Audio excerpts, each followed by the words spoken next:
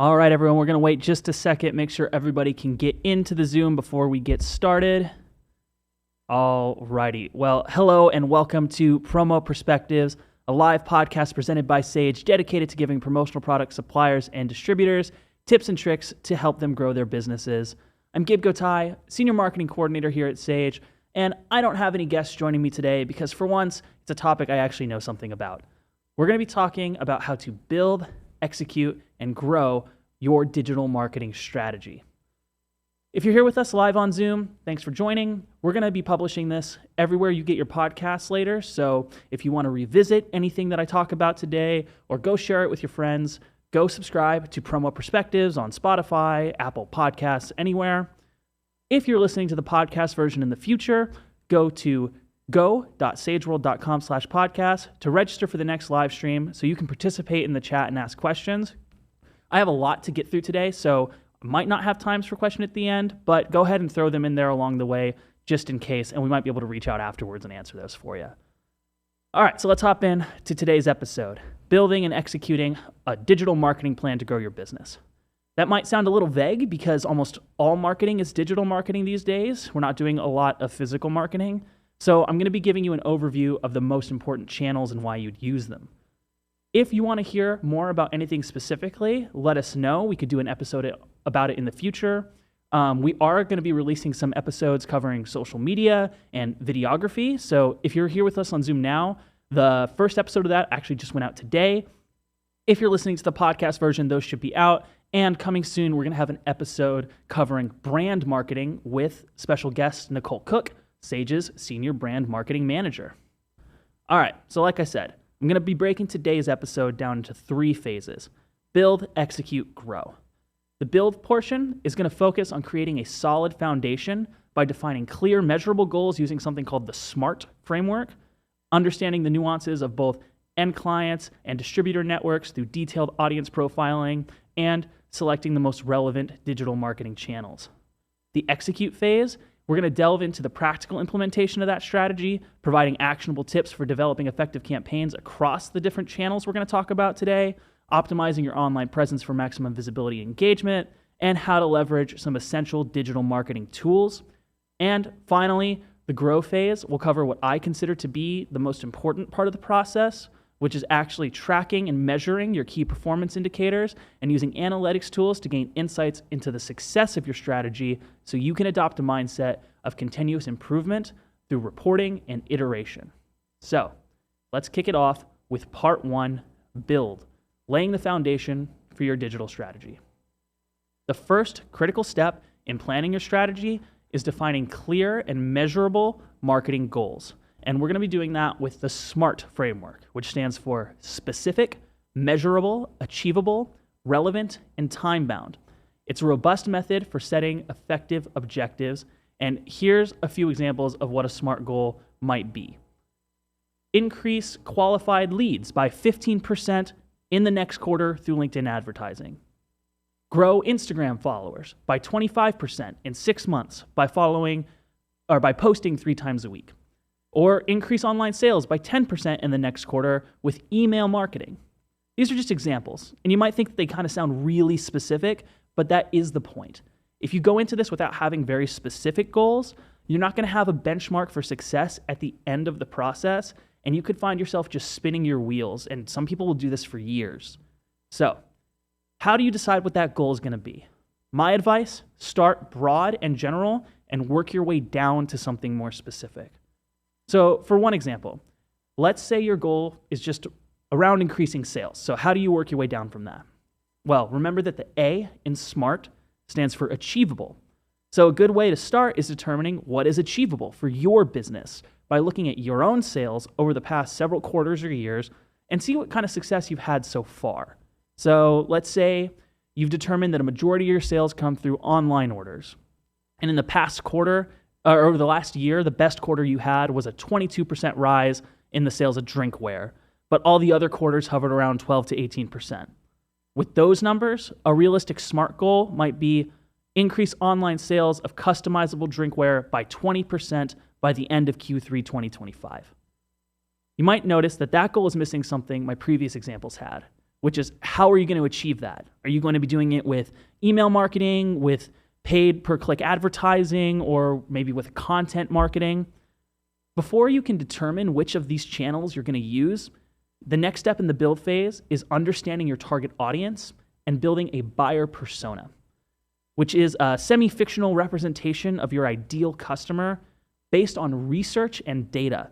One of the biggest mistakes is just aiming your marketing efforts like a fire hose at anybody who wants to buy. So this helps you narrow down your campaigns. What all goes into a buyer persona? The best way I've seen it broken down was in a guide provided by the Digital Marketing Institute.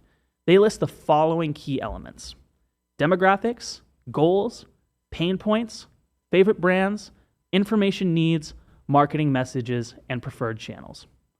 Some of this you're going to be able to figure out intuitively, but there are a few techniques you can use to identify your audience based on data. One is very similar to how you built your goals by analyzing your own sales.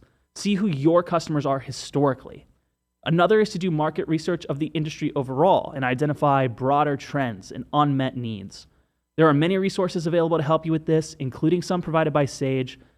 If you go to the Sage resources page on our website, you can find all kinds of useful reports based on real supplier, distributor, and end user activity data. You can see trends about what types of products are most popular in any given quarter, compared quarter over quarter or year over year. And a lot of those stats actually seem really obvious when you look at them. So like, for instance, the most recent report that we published for Q1 of 25, you see categories of products like sunscreen, seeds, golf accessories, and sunglasses all rose significantly industry-wide, while things like ornaments and beanies and windshield scrapers all decreased. Like I said, it's an obvious example, but you can use these insights to define your goals. So right now we're in the middle of Q2. So let's say you want to come up with a goal for Q3. Go back and look at Q3 2024 from the Sage reports, and you'll see that a lot of those things that I just mentioned decreased from the end of last year, they start to increase pretty dramatically in Q3, things like ornaments and beanies. And be honest, like, how many of you right now, as it's starting to hit 90 degrees in Texas again, are thinking about holiday ornaments? I would be surprised if it's a lot of you, but you can get ahead of the curve by making marketing goals for Q3 now centered around those products that every year will start to increase in popularity around that time. And that example is all just from category data that's available in our reports. We also publish deep dives centered around specific industries like sports, gaming, airlines, band merch, health and wellness, and more.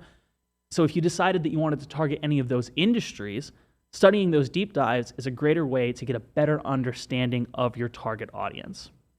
So once you've set your goals and you've built this buyer persona, you can start deciding which marketing channel you're going to use to achieve your goal.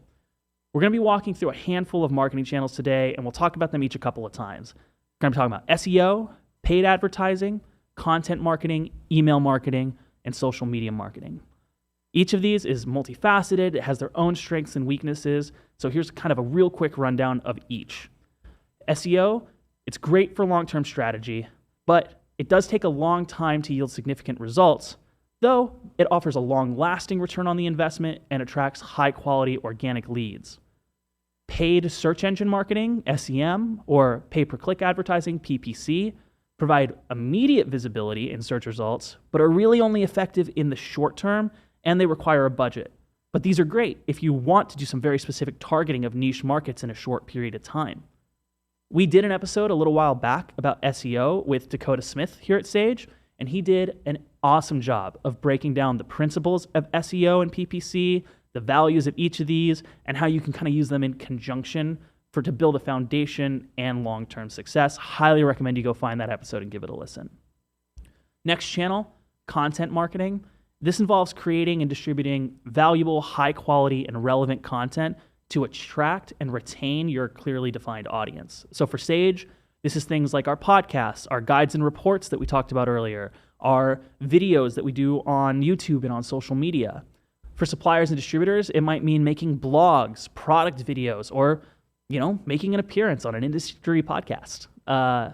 Content marketing, it's really great for building brand authority, but the downside is it can take a lot of time and money and expertise to put that kind of content together, and it's hard to measure because brand authority is kind of an ethereal metric. We'll talk more about that with Nicole in the next episode. Email marketing, still huge in the digital marketing world.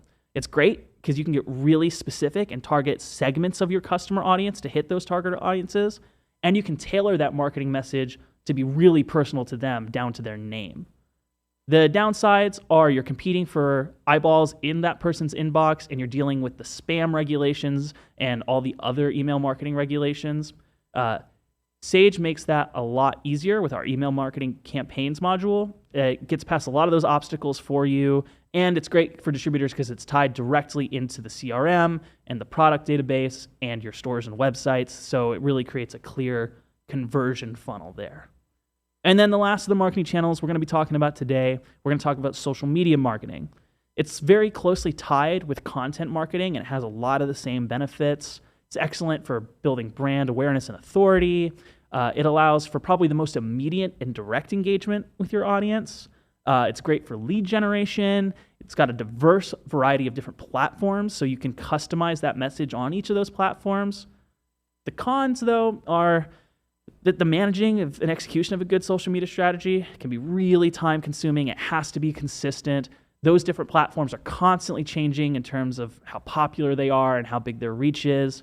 But still, it continues to be a really valuable channel. We'll dive more into it later, but an episode did just come out today with Sage's own social media coordinator, Anne-Marie, where she shared some really great philosophies behind a successful strategy. That's everywhere you get your podcast now. Go check that one out.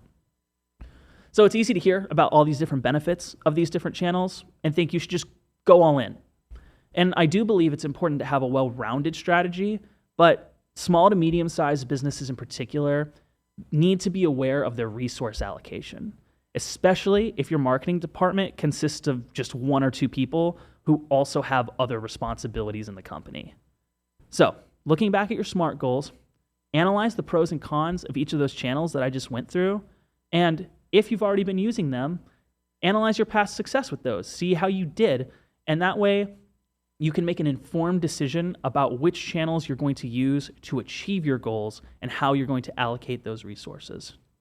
And time is not the only resource that I'm talking about there, because there's also the actual costs involved with building these strategies. It could be the cost of sending the email campaigns, the cost of paying for SEO services, the cost of the ads in your SEM and PPC marketing campaigns, or the cost of hiring a social media coordinator. A lot of small businesses will allocate 7 to 10% of their revenue to marketing, so figure out what you're able to allocate, and that will also further inform the channels you're going to be using in your marketing strategies and how to distribute your budget and time among them. All right, so we are maybe a little halfway through this episode, and I can sense that maybe some of you are wondering when I'm going to stop talking about planning and start talking about marketing. But in all honesty, that is what separates marketing from just aimless content creation. If you don't take the time to set these goals, choose your channels, and define your audience, you're going in blind. Marketing is not the logos and images and videos. It is the strategy behind those things. But let's move on to part 2, executing that strategy. Developing effective campaigns across your chosen channels requires a tailored approach to each of them. So it's going to sound a little repetitive, but I'm going to start back at the top from SEO and talk about how you get into those. So for SEO, involves conducting really thorough keyword research to identify terms that are relevant to your niche in this industry and the space that your business operates in. You then need to create really high quality and informative content for your website that incorporates these keywords so that you can attract organic traffic through the search engines. Also, you need to optimize the website itself, its structure, its loading speeds, its mobile friendliness, its ability to be linked in search engines. Optimizing the online presence of a promotional products business is really crucial, and website usability is one of the top parts of that. It should be easy to navigate. Your customers should have an intuitive understanding of the structure to find the products or information they need. Like I said, it has to be mobile friendly. That is not optional anymore. It's significant. It's over half of the website traffic for e-commerce goes through mobile. Your product pages need to have high quality descriptions and images. You need to outline your features and benefits in a really concise way that guide your visitors towards making a conversion. Our Sage websites, if I can make a quick plug, make a lot of this process very easy, specifically when it comes to things like structure and efficiency. Our tools allow you to create the custom website that you need. It's got a very flexible page builder so you can lay out the content in the way that you want it, all while ensuring you have the reliable hosting and intuitive menu structures. Plus, the products from the Sage database can be directly integrated into the showrooms on your website or to your Sage store for easy conversion. Beyond all of that, though, SEO also involves building a strong backlink profile by acquiring links from reputable and relevant websites, working with your distributor, supplier, or industry partners, depending on where you fall in the industry, so that you can make sure you're being mentioned and linked to in blog posts, news articles, and testimonials. This is why it's great to network with organizations like PPAI. Like they just put out, I think they're just now starting to put out their top 100 lists for this year. Getting on those lists to have your company name mentioned and website linked to from a business that has such a high profile in the industry is going to be great for your organic traffic. For distributors, you also need to really focus on optimizing your local SEO. It's particularly important since a lot of local businesses are going to be looking for your services. That involves ensuring the accuracy of your Google My Business listing, which is that thing that appears in the sidebar when you Google a business. Make sure that all the details are accurate, use location-specific keywords in your profile, and encourage customers to leave reviews. Now, for non-organic traffic, we're talking about SEM and PPC campaigns. You also still need to start with your very clearly defined objectives based on those SMART goals, saying, driving traffic to specific product pages or generating leads for specific services that you offer. You want to do this in tandem with your SEO. So again, go listen to that SEO episode for some more details, but utilize that keyword research that you've done for your SEO to inform your SEM and PPC campaigns. Also, take the time to educate yourself on the platforms that you're going to be using for that, like Google Ads, Meta Ads, and LinkedIn Ads.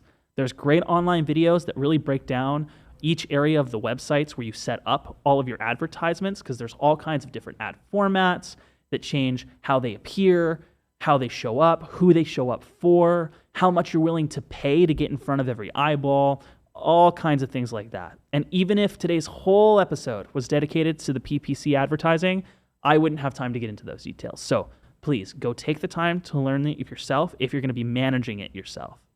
But for things like SEO, SEM, and PPC, it might be worth looking into working with a service provider who can manage those things for you. But just my personal advice is to be cautious who you work with. SEO in particular is something that can take a very long time to see real results. And frankly, there are snake oil salesmen out there who will take advantage of that fact and string you along, not actually doing much to help your business while taking your money. The best advice I can offer to help find a reputable company is just to make sure that it's a company that has lots of reviews. If you're friends with other small business owners, ask who they've worked with. Don't just go off of claims of success. Make sure that there's something to back that up. Moving on to content marketing. So those campaigns, they should be planned around topics that directly address those needs and marketing messaging that we talked about in the buyer persona. So showcasing solutions to common problems, showcasing specific innovative product ideas. Like I said, come up with the messaging that addresses their pain points and utilize a variety of content formats like blog posts, videos, case studies to share that message among different formats, because people have different learning preferences. And just like with all the other things, take the research you did for your SEO and work those keywords into all those marketing pieces. Next, email marketing. You should really make sure you're segmenting your audiences on those so that you're not just blasting out to everybody. You want to really target every email based on past purchase behavior, engagement with past marketing, personalizing those emails to have their names and businesses mentioned in them. Create visually appealing email designs with very clear and concise messaging and easy and prominent calls to actions. Again, another Sage plug. Our email campaigns tool is really great for this. We have an excellent set of starter templates that are good if you want to just use those, or you can create your own to target specific types of customers. And obviously you can create really prominent CTAs in those because it's connected to the actual Sage database. So you can show the products, people can click on them from there and go straight to your store or showroom and make that conversion easy. Because you also want to set this up as a campaign. You're not going to expect to get a bunch of conversions just from the first email. Create a sequence of emails that follows a conversion funnel based on engagement with each email in the sequence so that you can learn more about customer behavior and nurture those leads to make the conversion when they're ready to enter the market. Next, social media marketing. So these campaigns, they need to be tailored to each platform. So LinkedIn is really effective for sharing professional insights and networking with your B2B clients and partners and running targeted advertising to those professionals. Instagram's a very visual platform, so that's going to be great for your content marketing, showing off products through high-quality images and videos, running engaging contests and collaborating with influencers. Facebook, if people are still using it, just kidding. Facebook is still being used, and it's a really great way to connect with communities, all kinds of groups there, so that's great for building brand awareness and engaging directly with posts and comments and groups. Your social media profiles need to be really fully completed. Make sure all of your information and your logos and everything are accurate and consistent. Provide all of the essential information about your business. Make it easy for people to discover you using that same keyword research from earlier. And again, maintain a consistent brand across all those platforms. There's a lot of different relevant and accessible tools for each of these channels.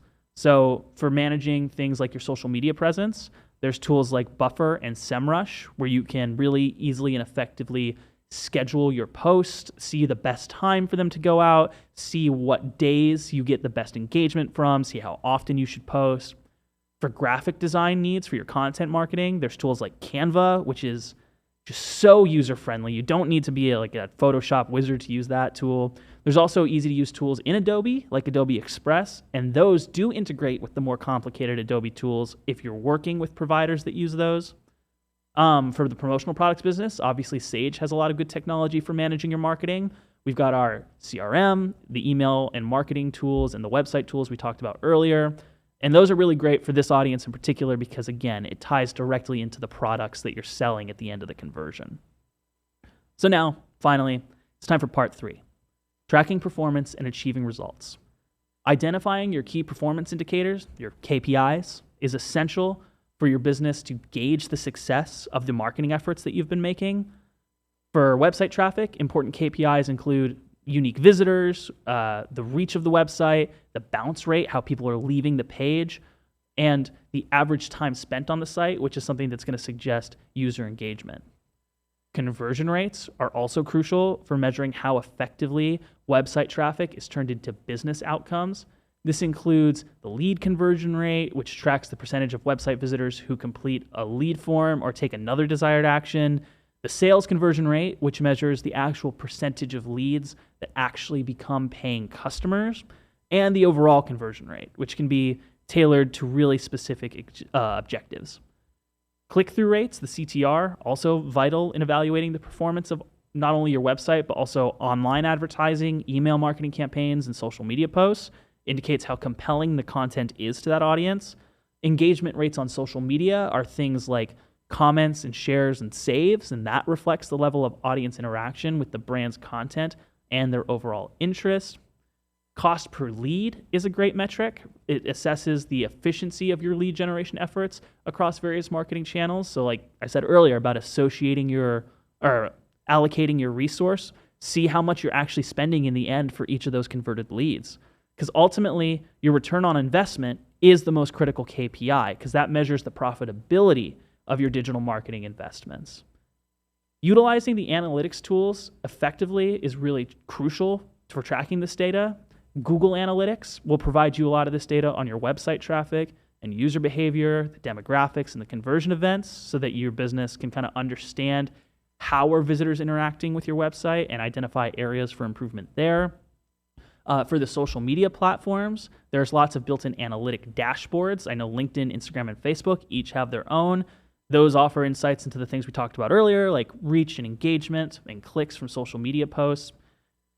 Regularly reviewing the performance data that's gathered from these analytics tools, this is vital to refining your digital marketing strategies and improving your results the next time. So by analyzing the trends and patterns in the data, you can identify which channels from your goals performed the best, which underperformed, and then you can make an informed decision on where to allocate your resources and adjust strategies for your next campaign.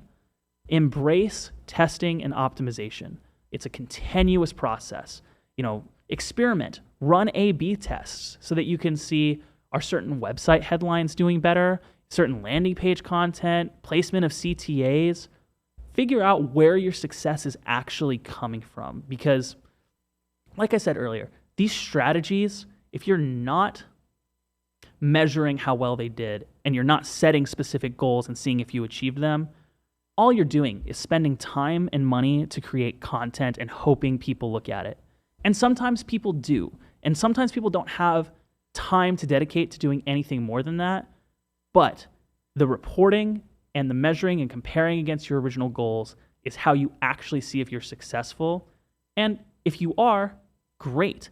Figure out which of those channels was giving you that success so that you can continue to focus there. And if you're not, that doesn't mean you failed as a marketer. If you didn't succeed in your goal, that means you failed at that goal, but that's okay because you're going to learn from that. You're going to look at the data, see why you failed. Oh, maybe my email campaigns are not getting opened. It could be the headlines. Maybe my audience just doesn't respond to email campaigns. Maybe I'm using the wrong social media platforms. Figure out why you failed so that you can start all of this over from the top, try again, and be successful the next time. So, quick recap on the whole process. Start by defining 1 or 2 SMART goals that directly address your business's most pressing objectives. Create a basic buyer persona that represents the ideal customer, consider their distinct needs and motivations, and select a couple of those marketing channels that align with that target audience so that you can achieve those defined goals. Create the right kind of content in a high-quality way for the channels that you've selected and execute on it for a set period of time consistently. For instance, a full quarter or 2 quarters. Then analyze that data using the tools available to you and use that analysis to determine if you were successful or not, why not, and use that information to inform your next strategy and start all over again. I know this has been like a big fire hose of information, but I hopefully covered some of the fundamental concepts behind a marketing strategy and explained some of the different options available to you. If you have any specific questions about things we covered, or you want us to dive deeper into some of these things on a future episode, look us up on social media, look me up on LinkedIn, reach out, shoot us a message. We are here to help serve you. So thank you so much for joining us today. Like I said, if you're here on Zoom, please go subscribe wherever you get your podcasts, because we're going to have a lot more episodes coming out about marketing. And coming up, we're going to be doing some episodes more about industry operations again. We're going to be talking about decoration methods, going to be talking about new industries that you can break into. You're not going to want to miss it. So head to go.sageworld.com/podcast so you can join us next time and see what we're putting out. Thanks so much, everybody, for joining us today, and we'll see you on the next one.